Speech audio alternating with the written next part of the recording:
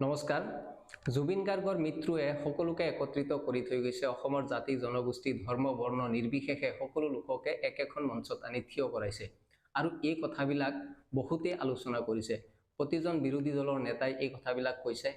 অন্যান্য ৰাজনৈতিক অৰাজনৈতিক যিমান সংগঠন আছিলে তেওঁলোকৰ যিসকল শীৰ্ষ পৰ্যায়ৰ নেতা নেতৃত্ব আছে তেওঁলোকে সকলোৱে এই কথা স্বীকাৰ কৰিছে যে জুবিন গাৰ্গৰ মৃত্যুৱে সকলো অসমৰ লোককে একত্ৰিত কৰিছে। একেডাল এনাজৰীৰ বান্ধোনেৰে সকলোকে বান্ধিছে আৰু এই সম্প্ৰীতিৰ এক বাতাবৰণ সৃষ্টি কৰিছে, যিটো অসমত বিগত কেইবাটাও দশক ধৰি হোৱা নাছিলে, সম্ভৱপৰ হোৱা নাছিলে। বিভিন্ন ধৰণে প্ৰচেষ্টা বিভিন্নজনে কৰিছিলে যদিও সেয়া সম্ভৱ হৈ উঠা নাছিলে, কিন্তু জুবিন গাৰ্গৰ মৃত্যুৱে সেই অসাধ্য কাম কৰি দেখুৱালে। এই কথাটো সকলোৱে আলোচনা কৰিছে, কিন্তু এটা কথা ভাবকচোন, কোনে এই কথাটো স্বীকাৰ কৰা নাই?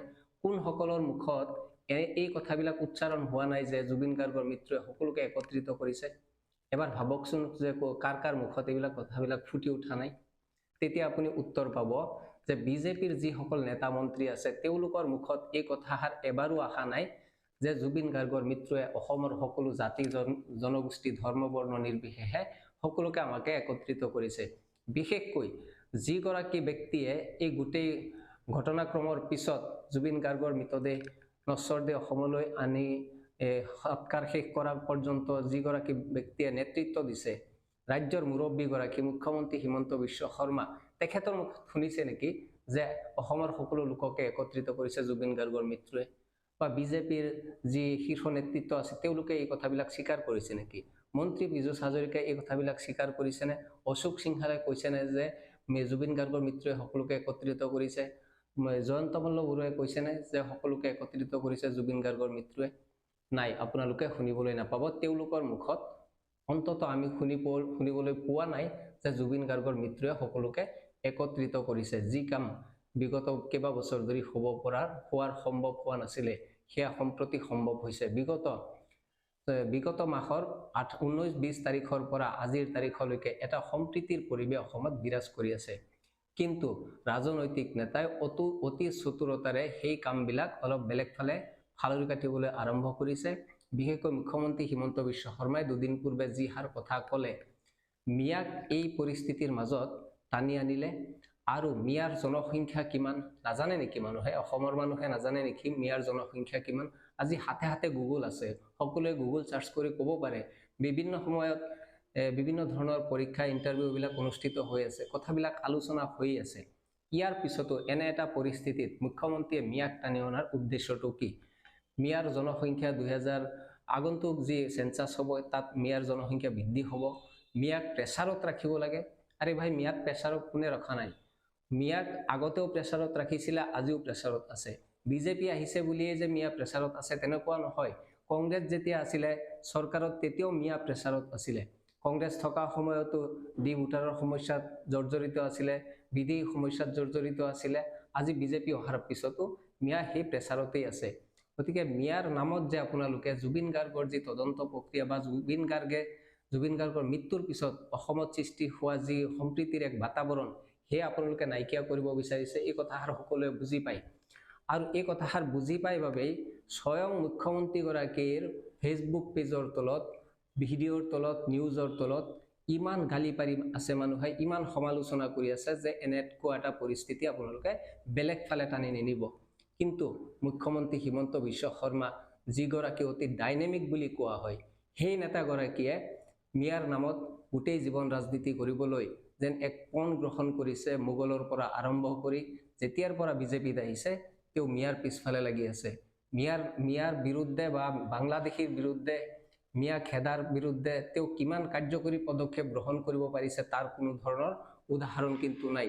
কিন্তু বাহনবাজিৰ মাজত বাৰে বাৰে মিয়াক টানি আনি তেওঁলোকে গোটেই অসমীয়া সমাজখনক এক বিভ্ৰান্তৰ দিশে ঠেলি দিছে আৰু জুবিন গাৰ্গৰ মৃত্যুৰ পিছত সেই ঘটনা পুনৰাবৃত্তি কৰিবলৈ বিচাৰিছে মুখ্যমন্ত্ৰীগৰাকীয়ে। এই কথাষাৰ সকলোৱে বুজি পাইছে, কিন্তু মানুহৰ যি ক্ষোভ তাৰ পৰা বুজা যায় যে মানুহে এতিয়া এনে এটা পৰিস্থিতিত সাম্প্ৰদায়িক ৰাজনীতি বিচৰা নাই, মানুহে বিচাৰিছে সম্প্ৰীতিৰ ৰাজনীতি। জুবিন গাৰ্গে কৈ যোৱা যিখন অসম, জুবিন গাৰ্গৰ মৃত্যুৰ পিছত যেনেকে গোটেই মানুহ একেলগে ওলাই আহিছে, একেলগে মিলা প্ৰীতিৰে একে ঠাইত থিয় হৈছে, তেনেকুৱা এখন অসম বিচাৰিছে গোটেই অসমৰ অসমীয়াই। আৰু হয়তো বিজেপিৰ কিছুমান সমৰ্থকে, সকলোৱে নহয়, বিজেপিৰ সমৰ্থকসকলেও বিচাৰিছে যে অসমখন শান্ত থাকক, সম্প্ৰীতিৰ মাজত থাকক। তাৰ মাজতো একাংশ এনেকুৱা আছে যিসকলে সাম্প্ৰদায়িক ৰাজনীতিৰ তেওঁলোকে আশ্ৰয় লৈছে। আমি জানো আগন্তুক 2026 নিৰ্বাচন আছে আৰু সেই নিৰ্বাচনত মুখ্যমন্ত্ৰী হিমন্ত বিশ্ব শৰ্মাৰ হাতত কোনো ধৰণৰ ইছ্যু নাই। যিবিলাক জাতি জনগোষ্ঠীৰ ইছ্যু আছিলে, একোটা ইছ্যু জ্বলন্ত ইছ্যু হিচাপে আজিৰ তাৰিখত পৰিণত হৈছে, সেইবিলাক একো সমাধান কৰিব পৰা নাই।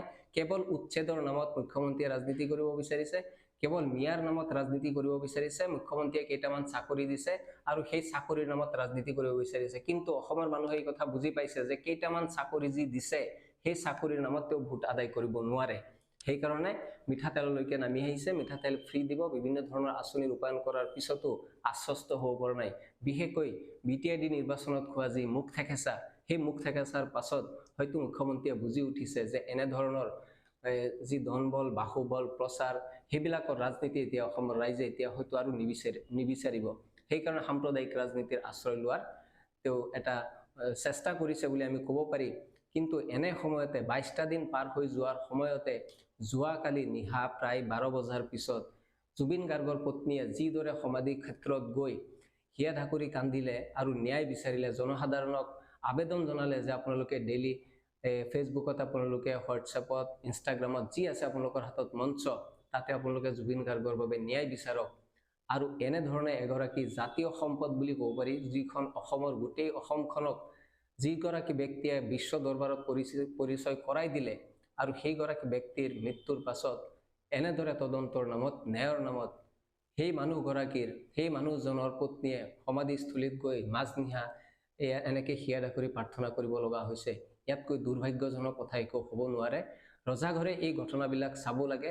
গৰিমা শইকীয়া গাৰ্গৰ যি চকুলো, সেই চকুলো কেৱল গৰিমা শইকীয়া গাৰ্গৰ চকুলো নহয়। গৰিমা শইকীয়া গাৰ্গে যেতিয়া কান্দে, যেতিয়া চকুলো টুকে, যিসকলে সেই দৃশ্যবোৰ দেখে সকলোৰে বুকু কঁপি উঠে, সকলোৰে চকুবিলাক চলচলীয়া হৈ আহে। মুখ্যমন্ত্ৰীয়ে সাম্প্ৰদায়িক ৰাজনীতি এৰি গৰিমা শইকীয়া গাৰ্গৰ নিচিনা মহিলাৰ যি ন্যায়ৰ অপেক্ষাত আছে, গোটেই অসমবাসী যি ন্যায়ৰ অপেক্ষাত আছে, সেইসকলক ন্যায় দিয়াৰ বাবে এটা ব্যৱস্থা কৰক। আপুনি সাম্প্ৰদায়িক ৰাজনীতি এৰক। আগন্তুক নিৰ্বাচনত যদিও আপুনি ভাবিছে যে সাম্প্ৰদায়িক ৰাজনীতি কৰিব, কিন্তু জুবিন গাৰ্গে দি যোৱা যাওঁতে যি মেছেজ দি গ'ল, সেই মেছেজে কিন্তু আপোনাৰ সাম্প্ৰদায়িক ৰাজনীতিৰ পথত প্ৰাচীৰ হৈ থিয় দিব। আপোনাৰ সাম্প্ৰদায়িক ৰাজনীতি অসমত আৰু নচলিব। মুখ্যমন্ত্ৰী ডাঙৰীয়া, ইয়াৰ পৰা আপুনি শিক্ষা লওক, BTIDৰ পৰা আপুনি শিক্ষা লওক, আৰু অসমৰ জনতাৰ পৰা আপুনি শিক্ষা লওক।